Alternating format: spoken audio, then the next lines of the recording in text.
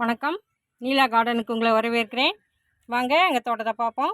Subscribe பண்ணுங்கள், like பண்ணுங்கள், share பண்ணுங்கள். வாங்க வீடியோக்குள்ளே போவோம்.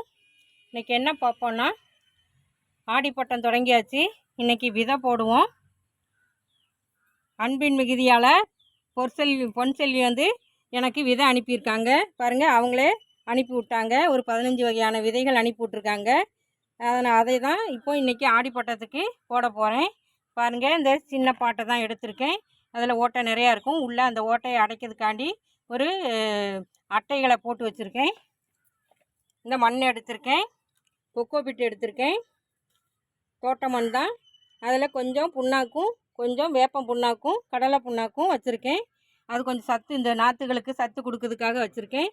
பாருங்கள், வேங்கேரி கத்திரி, பிளாக் பியூட்டி, மெழுகு பீர்க்கன், கஸ்தூரி வெண்டைன்னு இப்படி ரேர் வகையை தான் எனக்கு கொடுத்துருக்காங்க. ஒரு 15 வகையான விதையை அந்த செல்விக்கு, பொன்செல்வி அவர்களுக்கு நான் மிக்க நன்றியை தெரிவிச்சுக்கிறேன். இந்த கணத்தில் அவர் கொடுத்த விதையில் ஆடிப்பட்டம் தொடங்குது இன்றைக்கி எங்கள் தோட்டத்தில். வாங்க இந்த விதையை நடுவோம். பாருங்கள், இந்த மண்ணில் நம்ம கொக்கோ பிட்டு கொஞ்சமும், அப்போ தான் செடி லூஸாக இருந்தால் தான் கொஞ்சம் வளரும். அதில் இந்த கடலை புண்ணாக்கு, இந்த வேப்பம் புண்ணாக்கு கொஞ்சம், இந்த கொக்கோ பிட்டு கொஞ்சம் போட்டுக்கிடுவோம். விதையை போட்டுட்டு அது மேலேயும் கொஞ்சம் கொக்கோ பிட்டு தூவி விடணும். அப்போ இதை நம்ம எடுத்துக்கிடுவோம். இதை நல்லா மிக்ஸ் பண்ணி இந்த பாட்டில் எடுத்து நம்ம விதைகளை போட்டு ஒரு நிழல் பாங்கான இடத்துல வச்சிட்டோம்னா அது நல்லா வளர்ந்து வரும். ஒரு 20 நாள் 25 நாள் கழித்து அந்த நாற்றை எடுத்து நம்ம அடுத்து நடுவோம். அதுக்குள்ளேயே மழை சீசனும் தொடங்கிடும்.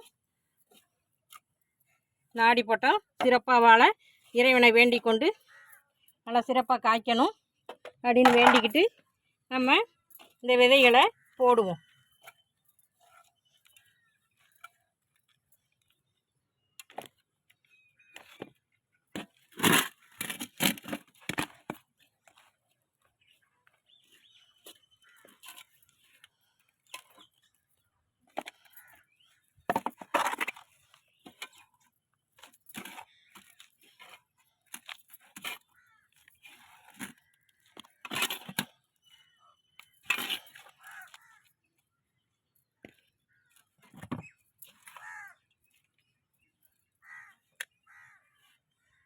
இப்படி பாட்டில் அள்ளியாச்சு மண்ணை.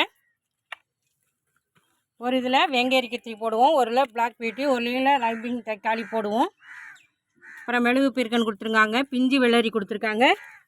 இப்படி விதைகள் நிறையா கொடுத்துருக்காங்க. பாருங்கள், இது கஸ்தூரி வெண்டை.